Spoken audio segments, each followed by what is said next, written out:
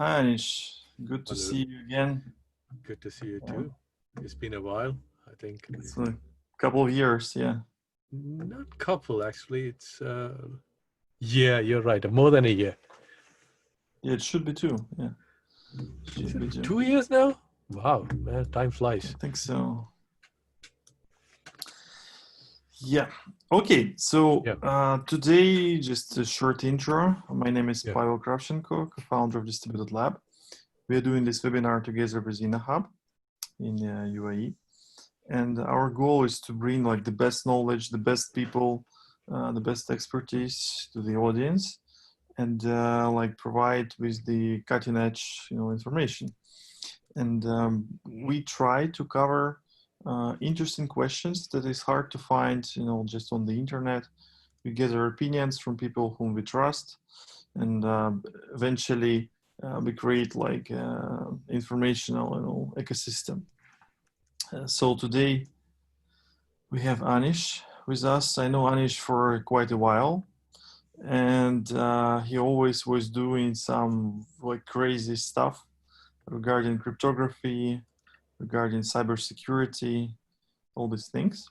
So Anish was involved in quite deeply in a few projects. I hope he'll like tell us in which and how. Yeah, and we're going to talk about different topics. Topics that like Anish is an expert and I like have some knowledge. So like that would be the agenda. So quite free. So feel free to ask questions in the chat. We'll try to cover them as well. So Anish, could you please introduce yourself? Like what you've been Wow. working on? Okay. I know that you have 3 PhDs. No, Uh, no, I don't. I don't. Actually, I don't. something like that. No, absolutely not. Is it, it is other people that make things up. That's absolutely not true. So I will summarize. Okay. I have worked in various things. So I went to med school. I have a degree in medicine. Then I worked in micropayment systems. Then I briefly worked in various research institutes as a visiting scientist doing research on cryptanalysis of various protocols. Then I ran a bioinformatics division of a large startup, which actually bought BLNX. Then I went to university to actually do master's and PhD program. Then I In which was field? uh, cryptography, Okay. Okay. security cryptography. Yeah. And then I went and did consulting for 7 years, CAP and Accenture, and then I did retail banking with Lloyd's and HSBC, and I had enough of corporate life, and then I decided I will just do, stuff I like in the blockchain space mostly, and that's what I've been doing for the last 4 years or so. That's in summary. Okay. Yeah, that's I've heard that's basically that's what I know. Okay, so can you tell us how it has happened that you've got interest in cryptography after Oh, medicine? sure. Yeah. No, I was interested in cryptography before I got into medicine. I was born in India. It's a state called Kerala. So my dad used to subscribe to a thing called Science Today. It is a magazine that was in India, and in that magazine, I was probably like 8 or 9 at that point in time. This was a magazine that was there. My dad used to read, and then he will dispose it, and I will get hold of it and read it. So there is this RSA 129 challenge. Okay, there was a whole article written by somebody in there where he describes the RSA 129 challenge, and I go, so this was a challenge by Martin Gartner. He said like anybody who actually factors RSA 129, he will give them $100. Okay, and I went, how hard that can be. Okay, let me go read and try to understand what the hell this is. And that's what triggered my interest in Mm-hmm. cryptography. And then over time, it became worse and worse. So, in India, we actually have entrance exams for going to med school. So in my state, I topped it. So I didn't have much of a choice but to go to a med school. So I was very clear that nothing is going to happen when I'm in med school. And when I'm done, I'll be done with it. So when I finished, I went and, worked in various places doing research on security and cryptography, and then it went, it led to the path where I am right now. Okay, interesting. So I know that you are doing some projects in bioinformatics. Like, can you explain what it is? Oh, I'm not doing anything now in bioinformatics. I have done some work in translational bioinformatics. And these days, for the past couple of months, mostly what I've been doing is helping various governments around the world with COVID track and trace, essentially providing advice on privacy preserving machine learning and privacy preserving track and trace. And sometimes it just boils down to helping them understand technologically what they're thinking about translates to in that sense.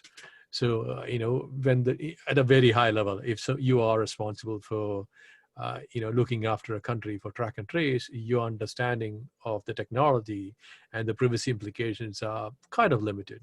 So in one country, for example, my classmate from med school is responsible for track and trace. So I have been helping him for the past few weeks with, what the implications are of making various choices, how these choices impact long-term implications. And on the other side, I've done some agent-based modeling. So as you probably have recognized and have done, if you have ever wanted to do token engineering stroke cryptoeconomics, you need to use various tools of simulation. So those tools, literally, when we use that to do agent-based simulation, you are just modeling them for economic behavior, but you can actually use them to model human behavior in COVID. So I've done some of that work. And then I've been working with the ocean guys in that sense. So they have some interest in allowing people to use the data set to do some work related to COVID. These are the kind of stuff I've been doing. I've not been doing hardcore bioinformatics per se. So that was like donkeys years ago. Okay. And what was it then, back then? Oh, so it was very primitive at that point in time. So I should give you some context to give you an idea of what it was. So at that point in time, we didn't have cloud. What we had was, a very large Linux Beowulf clusters, which is essentially you have a whole bunch of nodes connected. You run something like MPICH, and effectively the difference between the old paradigm of compute and the new paradigm of compute is old paradigm is pessimistic. Essentially, you keep hold of every transaction that's happening, you keep tabs of it, and then you make sure that it's completed, right? In a cloudy world, is optimistic. So the way I normally describe a map reduced to everybody is like, imagine you go to a place, you meet somebody at a party, and this is an imaginary world where the person gives you the phone number, but you can't call them, right? So you get 26 of your friends in a room, and then you have the whole directory for the place. And then you give each of them, alphabet A is going to be one friend of yours until Z is given, right? And then you say to them, I'm going to read out a number, put your hand up when you find the number of the person that I'm just reading out, right? So that's the map part. And the reduce part is when they put their hand up, you know what the answer is. This is the map reduce. The assumption there is all the people that are in the room are actually not going to disappear, right? There are other strategies that are there, but this is a significant difference. So in the past, we didn't have this ability to do in an optimistic sense. We had to do pessimistic. So we had these libraries, which are mostly written for doing massive linear algebra operations. And so we had bioinformatics. Essentially, it came out of human genome being sequenced. This is like early 2000, right? And we didn't have enough of an infrastructure to really do large string searches, right? So effectively what you do is you take a large string of DNA, you cut it into pieces, and then you need to rearrange it to get it back to that, right? So there were things that were there. One of the things that we were involved in is, parallelizing BLAST. BLAST was this initial search kind of thing. And it was like a single node, and we were looking at parallelizing it. So if you have like 1,000 nodes, you actually need to parallelize it really well. You probably know Amdahl's law, right? There is like a very, very, very direct correlation between how much of parallelization or speed up can you get and the amount of parallelization in code. The more parallelization in code you have, the higher the number of nodes you can run and get benefit out of it. So, this is the kind of stuff that we were trying to do, look at string matching algorithms and things of that sort, and then parallelizing them so that other people could use it. Okay. I see you're making analogies with blockchain projects. So yes, that's what eventually helped you to, Yes. to come here. I would be asking maybe some kind of random questions, Oh, but go for it. they're interesting for me. Like, what do you think is the most interesting technology on the market right now? Wow. I mean, it depends, right? Like to me, there are so many things. So because I have a lot of interest in lots of things and I've dabbled with so many things, Mhm. you know, I look at it in terms of what is the impact on humanity in the short term, immediate terms. So for me, this space of AI stroke ML, where intersection of deep learning stroke, generalized adversarial networks, that kind of stuff is like super, super interesting. It is going to have, in the immediate medium term future, it's going to have massive impact. If you're going to extrapolate that and talk about quantum computing, and where quantum computing touches both the cybersecurity piece and the machine learning piece, that becomes even more interesting. So if you look at, it depends on what you're looking at. Like, what lens are we wearing? Are we wearing the cybersecurity lens? Are we looking at society as a whole lens? Are we Mhm. looking at a singularity sense? You know what I'm saying? So, it depends. Okay, and in the blockchain space, which technology do you think, or set of technologies? Yeah, I have to admit, I'll be very biased. I have a lot of interest in zero knowledge proof systems. Mhm. So, zero knowledge proof systems have had a significant improvement over the last few years. And one of the things that I should say and point out why I am biased in this sense is, even though some of the, early improvements, say for example, Snarks, they came in Mhm. 2013 and they got deployed really, really early on. The first real implementation was in the blockchain space. So we had Zcash, right? And Right. then what has actually happened in 2017, 2018, there was Starks that came out. And now if you look at Ethereum, there are implementations to do roll-ups using Starks, and both Snarks and Starks. The Starkware is put out a roll-up that actually uses Starks. And, I can't remember the other guy, Alex and the rest of the guys, they put out another one using Snarks. And there are other roll-ups as well. So, and there are lots and lots of improvements that are happening. So it's like Mhm. a whole suite of new protocols that have come out in the last year. In 2019, it was, if I were to quote Eli Ben Sasson, the Cambrian revolution of zero knowledge proofs have happened. So to me, I am seeing a lot of progress. As in, like, I believe there will be a lot more new things that'll be coming out that'll have significant impact. So I would probably say it this way. Even though I kind of focus very much on zero knowledge proofs, I think the intersection of three things: the intersection of MPCs, FHEs, and zero knowledge proofs, they kind of overlap, which is a weird overlap. It is going to have significant impact on blockchain and a whole bunch of paradigms in compute. Yeah. The second technology I didn't recognize, multi-party computation, and the second one, Yeah, second one was homomorphic, FSC. FHEs, Ah, fully FSC, fully homomorphic homomorphic encryption. Yeah. encryption. Yeah, yeah, I Yes. agree. Yeah. Yeah. You've touched the Ocean protocol. Yes, We indeed. have one project on it right now. I'll tell people just in general why it's interesting.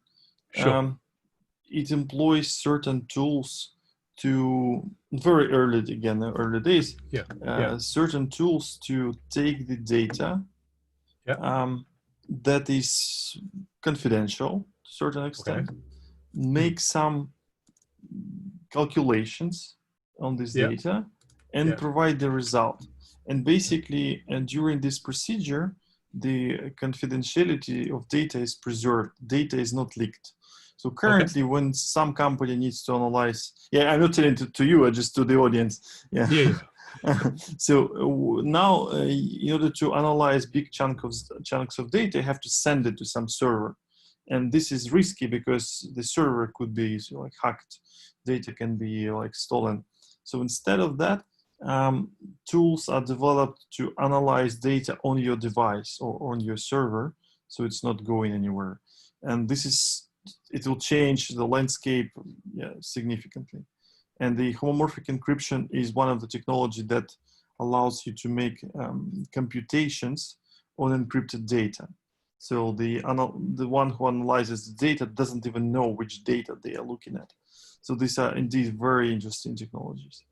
So yeah, I agree. and especially if together with quantum, I'm now like studying quantum computations. Yeah. So it's very interesting. And You should read Nielsen and Chang to start with. I was looking for my Nielsen and Chang. It's a very I good have place to it. start. Okay. I have it. I have another book. Which one? It's called Quantum Computing since Democritus. Oh God, Scott that's Aronson. no. Okay, I know Scott, but you know, given I know that you have a mathematical background, I wouldn't suggest you read that one. I think you should go straight for Nielsen. So I've actually met Bennett, Brazat, Grover, Wazirani, Mike Mosca. For a very short, brief while, I didn't say this to you, but for a very brief while, I did some work on quantum authentication protocols. So I took a bunch of workshops in TIFR and, you know, looked at various things. So I'm very, and even I had a startup that was doing QC. So I'm very familiar with all these things. Yeah. Interesting. So my recommendation to you would be definitely go. Yeah, this is my Nielsen and Chang. There you go. It's from very first editions. Okay. Yeah, I have it. Yeah, I have the hardcover. I bought it on on Amazon for like $90. It was delivered. Oh wow. Okay. Yeah. Okay.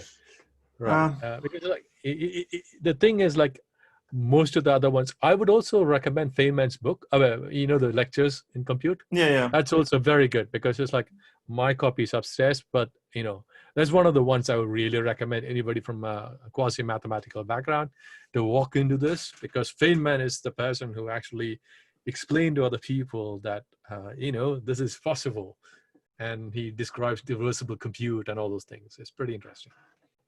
What's interesting, what I see certain similarities about how quantum world works and how how people work. So if you I don't know. I have no idea. What imagine that if I ask you okay, let's turn to political, whether you support Trump or let's okay, I see what you mean. 16 and support Trump or Hillary, and then you have in your mind certain pros and cons, and you are in a superposition state, and a lot of people are in a superposition state in any moment, given a moment of time, and then if they asked right now, they may produce some answer, but this answer you never know. And then after looking for some other news, there may be, the situation may have changed. So basically, and then you can connect people to each other, and they are entangled. So they kind of shift their. So you're taking the Schrodinger's cat example and putting it into human example. Yeah. You are almost kind of saying, there's a different way to describe this, but all I meant to say is there's this no cloning theorem, right? So essentially you can't. And you can't exactly, and you cannot clone the person as well. But you can take the person as a a qubit in a classical form. Let's say you have no idea about cooking bread. And then somebody comes and teaches you how to cook bread, and that's like a classic form. And then somebody else comes and says, "Oh no, you're wrong. That's how it should work." And then you can turn the positions. And I think that's exactly what some people do with society. They understand how people's mind works, and through Facebook or some other tools, they're changing their attitude to certain things. I believe you can actually make computations on people on society. Okay, you said something. This is very interesting. So I'm sure you've been watching MIT. There are a bunch of people there. It's mostly Alex Sandy Patlin's group who has been looking at the social dynamics that you kind of referred to. There are a couple of papers that are there. I was just talking to somebody else about that. Somebody who was an MIT alum, so I know somebody from his group. So I was just talking about them. So definitely there is a group that has been looking at social dynamics. I think they call it physics or something. Can't remember exactly what it's called. You could definitely see the group they are from the media group. Is Alex Sandy Patlin and a couple of other people. They also have done some work on blockchain. You probably might recognize them. I might have their book somewhere over here. They published 2 books. Let me just see if I have a book outside. You know, I haven't probably watched that. Yeah, I watched I one can't- course, half a course about quantum computation. I guess it was Okay. from Stanford. Yeah, but Oh, not from MIT. who from Stanford? If you don't mind. me That's a very famous. If you go to YouTube and Okay. see quantum, physics, then you'll find. Okay. All right. very easy. Okay. Okay. Um, I don't know who that is, but yeah. Anyways, there are a whole bunch of people. So there was a course, if I remember rightly, is 343 from Princeton or something like that. It was an awesome course, 243 or 343. And then I got interested. This is very long while back. I found this course to be super useful. He builds all the way from linear algebra to Dirac notations and all those things, and then he explains everything properly. So to me, that was like super useful. Yeah, what I want to convey here is that very soon we will be able to do computations on everything that is alive. Possibly. And Yeah. I mean, very soon, like 50 years, and then society will get enormous computational resources. And the good question, how we will use it and how the cybersecurity will look like in this case. Oh, that's an interesting problem. That's a massively interesting problem. I mean, you, as you rightly pointed out, a Shor's algorithm really throws a spanner into the works. So all the problems that we have in the NP complete space will go into the P space. Effectively, integer factorization, discrete log problem, both in discrete log problem in a generic sense and elliptic curve discrete log problem. Both of them will get reduced to finding cycles in abelian fields, which is considered very much a linear thing. And that implies that all the hard problems which we have over phones, our credit cards, our blockchain, but I mean, not all NP problems will be like so easy. No, not all. No, but these ones, right? Definitely, definitely. These definitely. There are some other classes of problems that will be hard. So, for example, knapsack problems will remain hard. But as you know, knapsack problems, there are solutions to it, except with the exceptions of Choudhury-West densities of 0.8 or 0.9. All the rest of the knapsack problems are solvable in polynomial time. So, there are a whole bunch of those problems. We have to, calm down the people and say that there are already post-quantum algorithms. So blockchain will be like updating and will be safe. Yeah, so, we were talking about Starks, right? We were already talking about Stark. Starks actually, the Fry implies they are quantum resistant. So this, again, we have 2 sets of things that we will be ending up using, 3 sets at least. One is the coding theory based ones. So in that sense, if you think about Fry is literally coding theory, right? So you have Macaulay's and other ones that are public key crypto that actually uses coding theory. So, Stark goes into that category. So those ones are definitely going to be resistant to, quantum attacks in that sense. And then there are NTRU kind of things and computing with errors kind of things. So different classes of problems are there that are reasonably scalable. And NIST already has like a competition that's been running for a while for post-quantum secure algorithms. Yeah, the one issue is that their length of their keys will be significantly larger. Yeah, I mean, that's pretty much in line with what you see in SNARKs and STARKs, right? It's like, so my expectation is, so if you are already trying to use roll-ups with, STARKs, okay, what's the difference? Your key size is going to be the same size as what you're going to have as your roll-up. So that's something that you should be able to come to terms with. Yeah, I mean, with the increase of the data storage, it's not going to be a big problem. Definitely, we need to keep the quantum computers busy with. You're absolutely right. Quantum computers will be kept busy by lots of things. To me, the interesting ones are the real biological problems, right? Say, for example, you asked me about bioinformatics, right? One of the things that people are interested in bioinformatics and transitional bioinformatics is computational drug discovery, or computationally optimized drug discovery. So, imagine you have a disease and this disease is caused by expression of a particular enzyme, and you want to actually prevent this enzyme from activating. So you look at, a whole bunch of, ingredients that can actually have some effect on this small lock, right? So you have a bunch of keys, and then there are a bunch of ligands you can attach, and then you want to actually structure them. So you start from all the way from the DNA, you do the primary structure, which is the amino acids, then the secondary structure, how they fold up, tertiary, how other pieces are there, how the quaternary, different pieces get together, right? The different pieces sit together, they actually form the enzyme. And now the key needs to go in. How do you actually optimize this? That's like a complete NP-complete problem, right? And things like this will be really easier to compute when we have quantum computers, right? So we might have better solutions to problems in the domains like, drug discovery, treating diseases, structure, finding structure of proteins. I don't know, all those kind of very hard problems that are hard right now.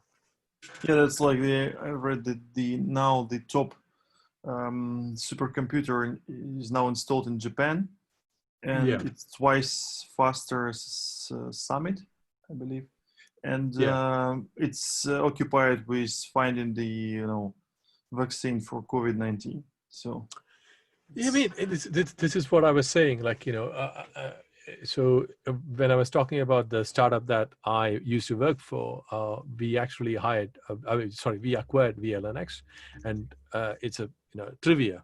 So after I left, they delivered number 4 in top 500. So I have actually come across the challenge of designing these things, right? It's interesting problem, and generally speaking, having like massive computational nodes allows you to do things that are scalable, literally going back to the conversation we were having really early on.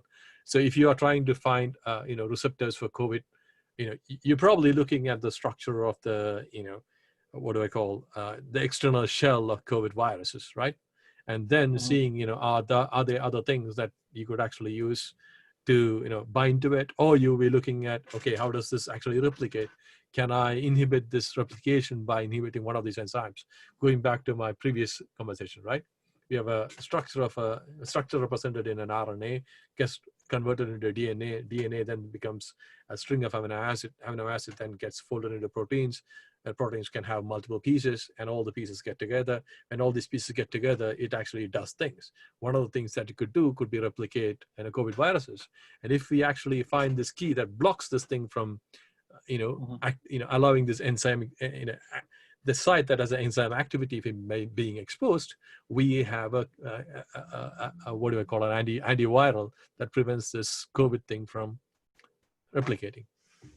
Yeah, and I think the deeper we go, the more similarities we will see between the normal viruses and the computer viruses. Oh yeah, I mean, there are definitely a lot of it, right? And so if you think about polymorphic viruses, I mean, I'm sure you know polymorphic viruses. So polymorphic viruses, for people who are not familiar with it, is like viruses that actually change their appearance every time they appear. Yeah. So they are very similar to the influenza viruses. For influenza viruses, every season they mutate really fast. And actually the COVID virus is kind of in the same class, the coronavirus in that sense, and they can actually have this ability to change their shape. And I say the shape, essentially what that means is like, if you have a vaccine that's prepared for a virus of this kind, the next time it comes in, you are not able to recognize the virus because it's changed the color, right? You know what I'm saying, right? So it is ineffective. So it's absolutely right. If you think of polymorphic viruses, the behavior of this influenza viruses and other kind of viruses are very similar. Yeah, I recently read the book from the the guy who found DNA. It was very interesting. Oh, okay. The book is, I connected a few dots between blockchain field and the genome sequencing in this space.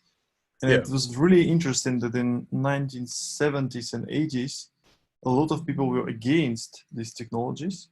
Yeah. And they demanded that it will be prohibited. And the scientists were like kind of under attack.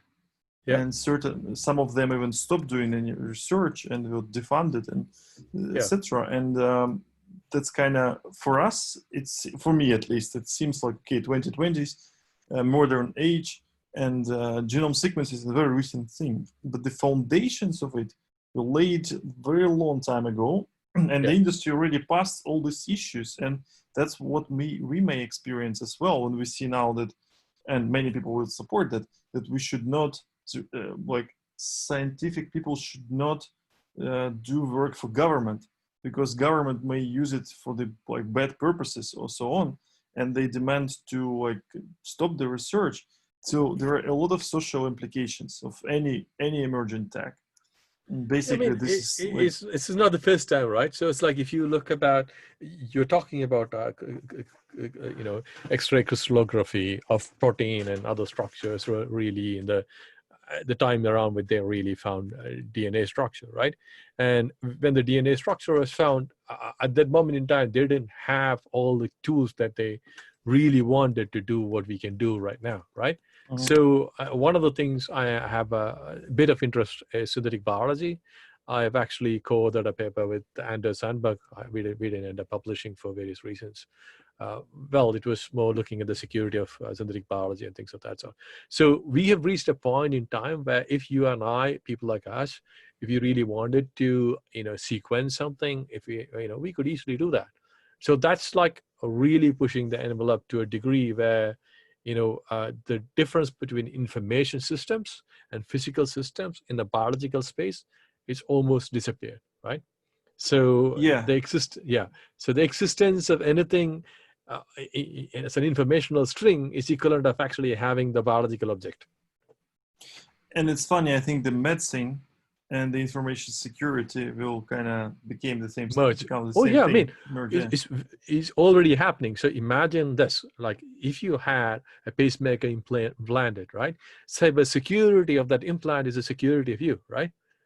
Yeah. Pretty much. So it's straightforward, right? It's nothing in that sense. Yeah. And if you have if you had a brain-computer interface, like a very stupid one, even a one that you can actually put in where you are trying to prevent epilepsies, right? If somebody hacks into it, you know, it'll have very interesting implications, right? So a lot of the people who are in medicine who do other things don't really understand the security implications of all of the things that you are, the way you are understanding it. I'm surprised that you are not offering some of your, you know, expertise to other people who are interested in those spaces. Yeah, actually, I'm planning to. I was thinking about like biosecurity or something like that, but again, I need to learn some things before that. At this moment of time, like obviously the topic of in polymorphic viruses is very important because it's kind of, you could consider them alive to a certain extent because that's how evolution, you know, makes things evolve. Yeah. So just to give you an example, so I would really point you at a paper. It is, we did talk about P and NP, right? Polynomial and non-polynomial. There is this traveling salesman problem, which everybody in you know, computation is normally aware of. Essentially, it's like you have 5 places to go to. What's the optimal path which you can have where you can go to each of the different places only going once, right? This is considered a hard problem. And there was a paper published by Len Edelman in the late 80s, if I'm not mistaken. It's called Molecular Solution to Combinatorial Problems. The interesting reason why I mentioned this is exactly what you described. So what he does is he proposes a solution to this problem by taking 2 DNA strips, right? One, he considers one to be, you know, a shortest one and one to be the longest one, and then he hybridizes it. Once you do hybridization, the equilibrium state actually represents the solution to this problem. And when you read this problem, and he actually, you know, made some more improvements to this, and he even proposed a solution to DES, the data encryption standard, to decrypt it, right? So you're absolutely right. So effectively, you could use biological methods of compute to solve some of the problems in the computational space. Yeah. It's a very interesting ages. Yeah. Can you tell us more a little bit? You've done some work for Ripple, help some for, as I remember, for Ethereum. Maybe you will elaborate a little bit on that. Yeah. So with Ripple, it was more a case of when it was really early on. Ripple was soon after the angel round, if I'm not mistaken. I was in the Bay Mm. Area. I went to Singularity University to do the graduate studies program, whatever that is called right now. So one of the people there was an early investor for Ripple, and they wanted me to talk to them, and they were interested in my expertise, and I was happy to be an advisor. So I looked at various problems in the security space and offered them advice. I mostly work with Stefan, and I probably won't be able to go into details of what I worked on. When Ethereum came around, Victor, the lead programmer for Swarm, was a friend of mine. I've known him prior to Ethereum. And when the Orange Paper was published, he asked me to review the Orange Paper. So I happened to be one of the reviewers of Orange Paper. And ever since I spent a bit of time with the Swarm team. I've given a couple of talks. I attended a couple of the Swarm summits. I've given a talk at one of the Swarm summits as well. Pavel, you still there? I switched my video just because I see connection might be not super stable. Okay. Okay. And what do you think is the main challenge that stands, it's an obstacle for blockchain projects, and which ones, maybe like Hashgraph, is the one that you would say we should go further? Yeah, except like zero knowledge proofs, which will be used like everywhere. So I think the real problem with adoption of blockchain is more due to the fact that most people who try to blockchainify a protocol don't really see the real economic value add to that particular protocol. Does it really add value to the people that are using it, right? So, you can tokenize airtime, but the question is like, does it really bring benefit to people that are using a telephone, right? You can tokenize this interaction, but the question then is like, does it really bring better utility for anybody that's involved in this conversation? So that's, I think, mostly the problem. And there are other problems on the side. The other problems on the side definitely includes the FAT protocol thesis, right? Just the fact that any protocol captures the value. Unless we have crypto-economically efficient protocols, that is going to be a challenge. Then the classical problems that are there, which is like the issue of privacy, the issue of scalability, things of that sort, right?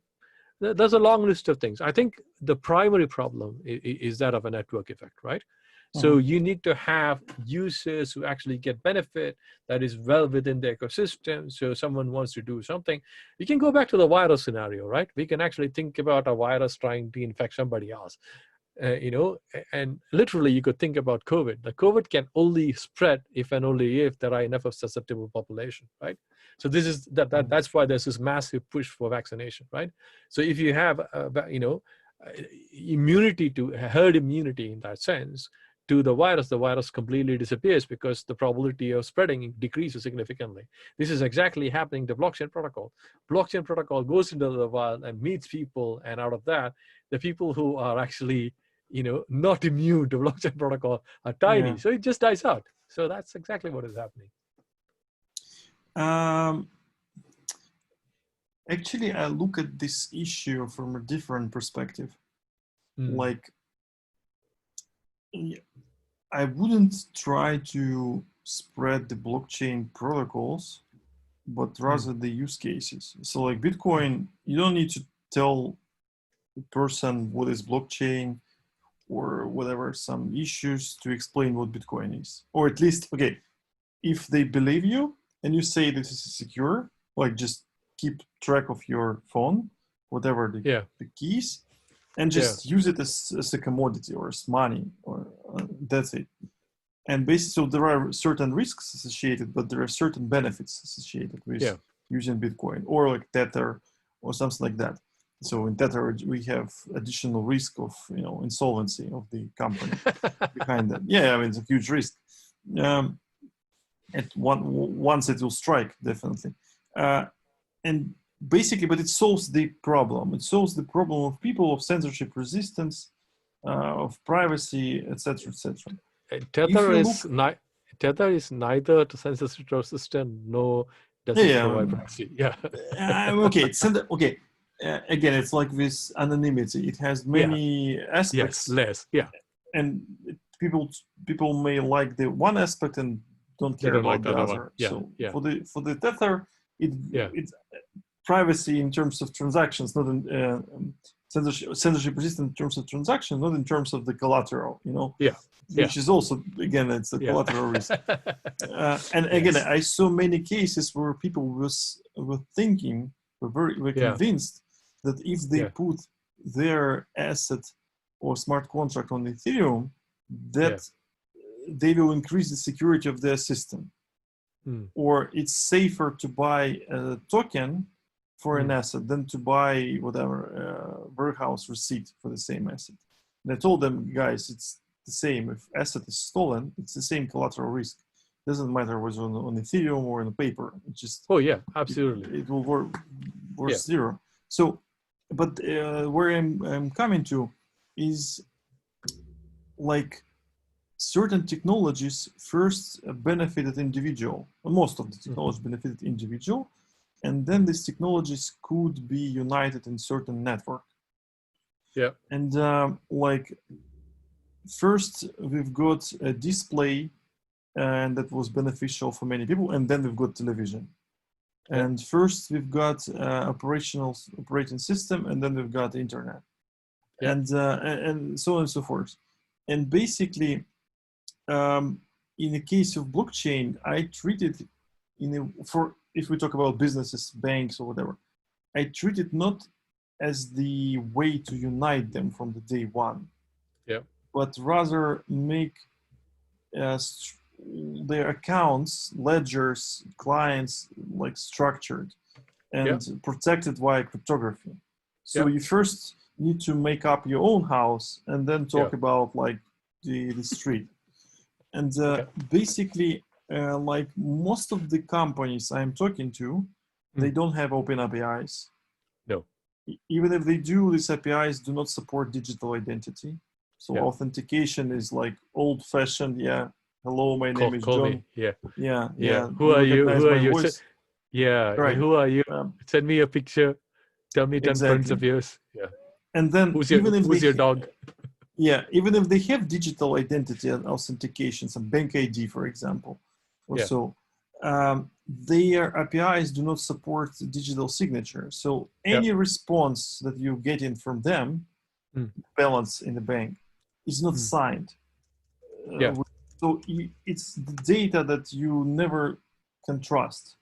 You trust only because it's like, it happens right now. It's like, it's like with deepfake, people trust videos because it looks like the original one. So we have, this issue is massive. Like the digital data is not protected anyhow. So, so the third point, the first open API, second digital identity, and third is the cryptographic, protection of this of information exchange will benefit almost every company. And then number 4 is basically the ability to reconcile data or do like real time audit, like in generally audit. And then yes, you need the consensus feature of blockchain, and you need many of these advancements where you have the environment where many companies need to exchange data, not just the company and the client. And I think that most of the projects out there, they try to solve problem number 4 before solving problem 1, 2, and 3. And most of them, I think they're failing because they try to gather a committee. And usually committees produce, the famous jokes that zebra is the horse designed by a committee. So I think I was about to say this is like I was about to take an example from medicine, right? So this is more a case of like you treating the symptoms rather than the underlying cause, right? You can give symptomatic treatment as soon as you withdraw the treatment you're giving to prevent the symptom from appearing, the disease reappears. So if you really want to stop 4, it is a symptom of the underlying problems. So you need to solve 1, 2, and 3 to actually prevent 4 from happening, right?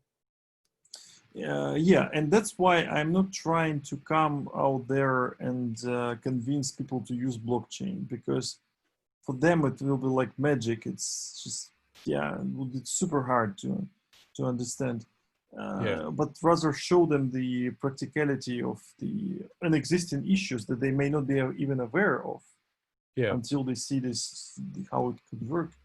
They may not. So, but definitely, like Bitcoin, for example, does its job without any marketing. It just works, Yeah. and that's it.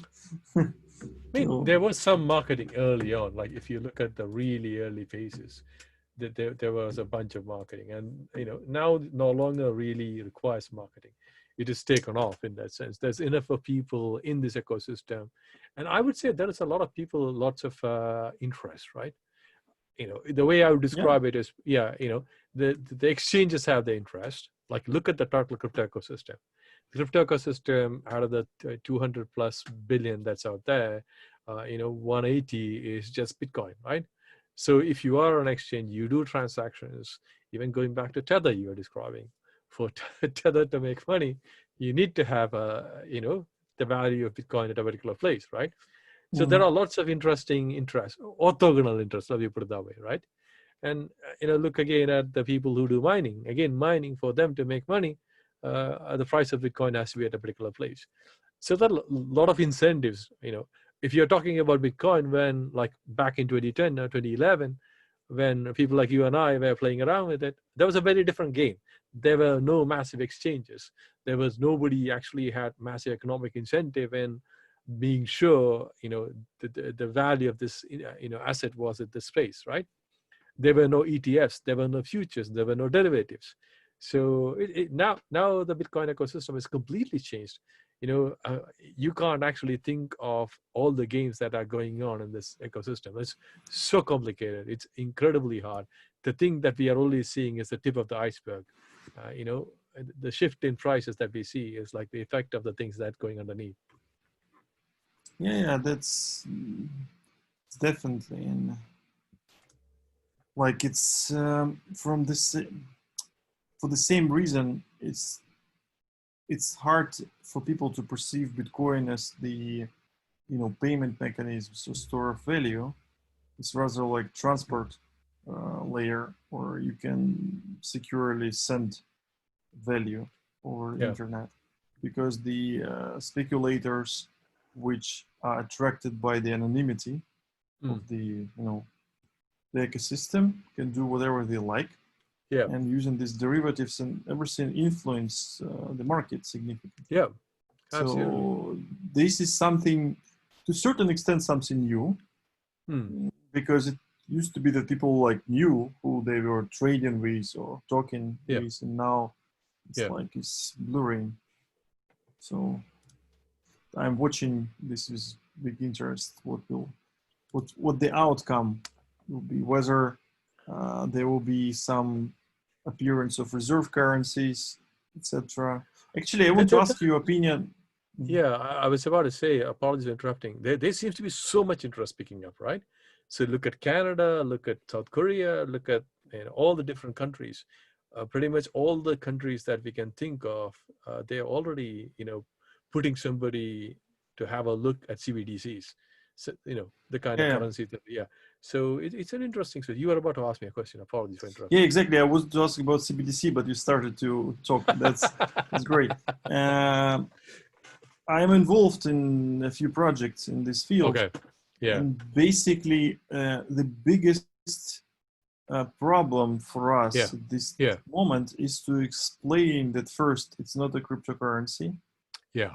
and you I should mean, it's not a very, expect. yeah, the behavior of a cryptocurrency in here.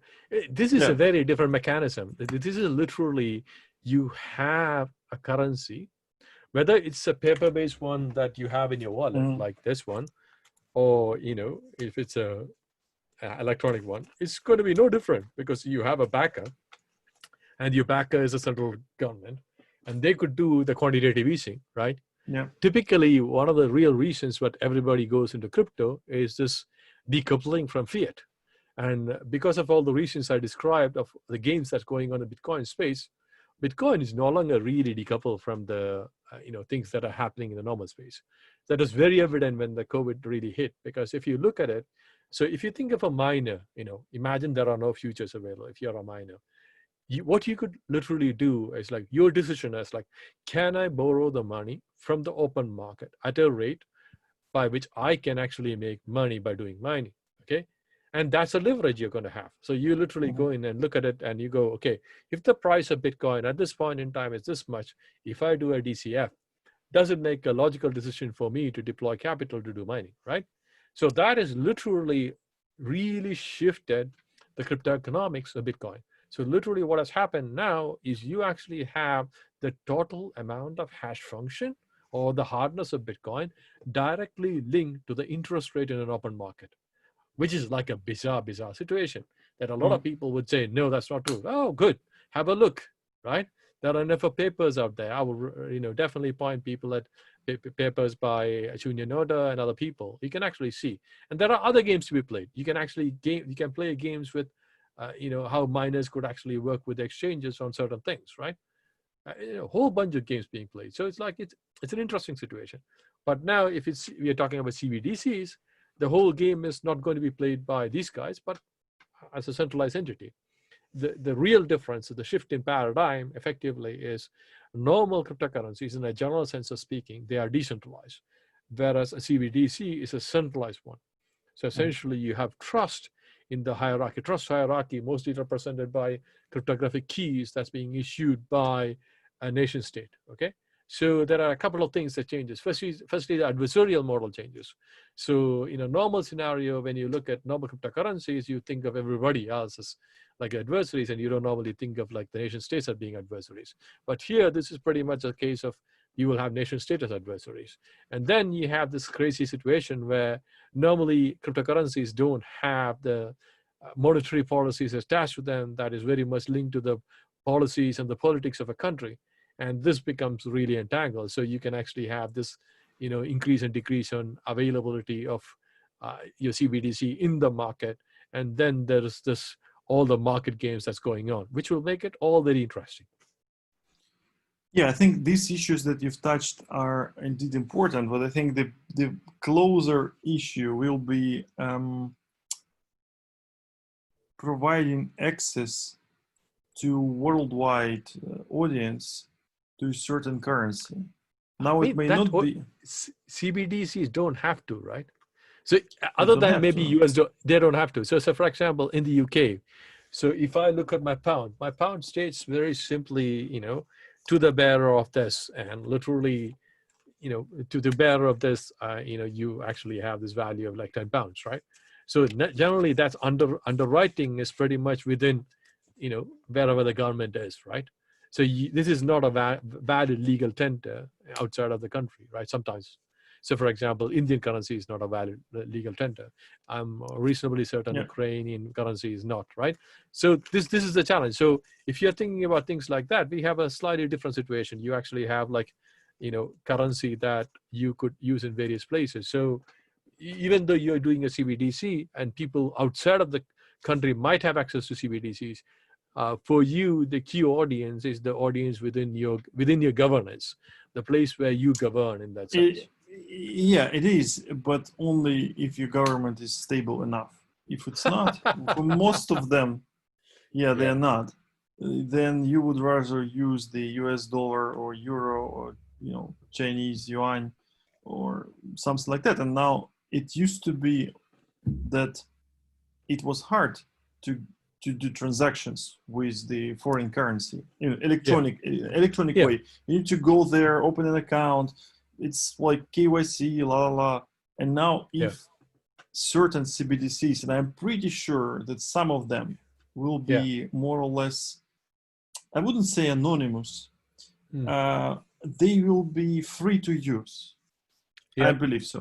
So yeah, you'll be able to register yeah, an account with Chinese, yeah, make a picture of yourself, and then the app will do the other scanning of your yeah, smartphone, and yeah, and then you'll be able to use as you like. yeah, And unless you do something bad for Chinese, yeah, they yeah, will yeah, allow you to do whatever you like. yeah, And basically, that will be huge competition for the US mm, dollar, which is mm, intentionally made like that, but mm, in a paper form. In the paper form, it's perfect to do whatever you like. Now it's in yeah. electronic form, it's I hard. mean, I completely agree with you. So the true sense of anonymity you actually have in paper form, that is a difficulty that most people have to actually create crypto, right? So there are two things that generally comes in. What is the transaction anonymity, and the other one is the identity anonymity. When you use, literally paper form, if you had some ability to blind it, you can achieve both. Meaning, as in, Yeah, like, right. So the challenge in CBDCs in that sense is unlikely that there will be this shielding, and this is very interesting impact on the average citizen. Okay, so what I mean by that is, like, if the country has a CBDC and the CBDC doesn't provide the same kind of security characteristic, namely identity privacy and transaction privacy, then people will be very worried. It'll be like, okay, what happened in Korea? Like in Korea, when COVID happened, their credit card transactions were tracked down, and if they went and shopped when they were supposed to be locked in, yeah, message will be sent out, right? So imagine a worst case scenario of that, right? So yeah, that's the thing that worries everybody. So most of the people that are in designing CBDCs don't seem to understand the fact that CBDCs has a very strong privacy implication, and the privacy exactly. implications of this is not well understood by the designers of that. Yeah. I understand it fully. I'm saying that for most of people who will Yeah, be the target of yeah, the CBDC, a real target, yeah, it's not an issue. They have yeah, they have other issues that have to care about. yeah, So, like, you see with this Tether, which is yeah, not censorship resistant at all. I mean, in yeah, terms of the collateral, you have the collateral risk, etc. And yeah, people still yeah, using it because they have worse problems to solve. yeah, And they cannot move money at all, and now they have a solution. Yes, they have a yeah, risk, but they yeah, hope that this risk will not be, will not happen. So I think for the CBDC, it will be like gradually. I believe that in the future we will have a central bank which is run by a smart contract, yeah. maybe in 50 years, and it will be private, private transactions. Everything's fine, and in 100 years, it might not be even run by a central bank, but by whatever agreement Yeah, of it could be all it could be, people. yeah, Yeah, absolutely. I mean, but I before completely that, agree. Yeah, yeah, uh, before that, you see even UAE had zero tax, yeah. and they had to introduce tax because one of the reasons was that otherwise they would be considered like a tax haven. To like, but I don't know. I mean, I'm not a very, great expert on the economic conditions of okay, the UAE, but but anyway, there are multiple reasons that's being proposed. Is one is that the revenue that's coming from oil, because the price of oil has come down as significantly. That's yeah, one, yeah, and the other one is absolutely, you're right. Given there was no, most of the countries in Middle East don't have income tax. It's been something that's there for a while. So, for example, Saudi, you can take any arbitrary country which has a reasonable amount of wealth. What they would do is they would actually give a citizen, almost a UBI in one sense, right? They used to give them money for everything, right? That's mhm. kind of changing now, and then now they're actually charging their citizens for the services they consume and the money Uh, yeah, where I'm heading is that uh, the zero tax is the basically is a competitive advantage. Yeah, The countries that introduce zero tax for all citizens, for whatever, like new citizens, they have an advantage in attracting capital. And yeah, basically, CBDC is the perfect tool to expand beyond physical like locations. So yeah, like Estonia has this, digital ID, yeah. digital visas, or some It is not a visa though. restriction. Yeah. So the e-citizenship program in Estonia is the ability for somebody to actually create a company there. It doesn't translate to a visa. So I Yeah, happen yeah. to know They as now well. have Yeah. some updates, so Yeah. they want to attract entrepreneurs. Okay. Even they will be even virtually, but in Okay. their like space.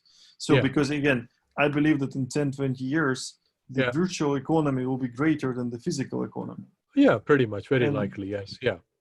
then you need a new type of government. You need. It's not like coming to a bank. It's already happening, right? COVID actually triggered a lot of this. So if you look at the total amount of transactions that is happening in the so-called virtual space versus the physical space has come down significantly. We are part of such a transformation. We are literally interacting virtually rather than physically. We were just describing, we haven't seen each other in like 2 years.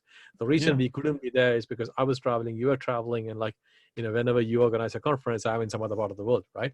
This is a virtual situation where I only need to not spend 3 hours, 4 hours to travel from London or wherever I am to, mostly places in Ukraine, you're organizing conferences. So I could be just getting on my machine and virtually transfer myself to the place in the virtual space where I can actually talk to the audience, right? Yeah. And that's already happening, and it's only going to increase. A lot of the regulatory barriers were forced to change in various countries because of COVID. So there are some good things that happen because of COVID, but there are a lot of bad things that happen. But that's what it is. Yeah. Okay, Anish. Yes. I think we are done 1 hour of we're killing done people. 1 hour. Yeah. It was very interesting discussion. It's like not every day I have the ability to talk like that. Yeah. So thanks for that. Welcome. Thanks for your time. Yeah. Welcome. It would be great to have another one in the future. Absolutely. Thank you again very much for inviting me, and apologies if the invite got I didn't get the invite in my inbox. I wasn't really sure where the hell it was, and so sorry about the confusion. I think we should probably pick a topic, whichever topic that is. I have expertise in like half a dozen topics, and we can actually talk about any of them for that matter. It doesn't matter. Like it's always interesting talking to you. Yeah. Okay. Thanks again thank you for very your much. time. Thanks, Welcome. audience, for participating. Yeah. Bye, Anish. Bye.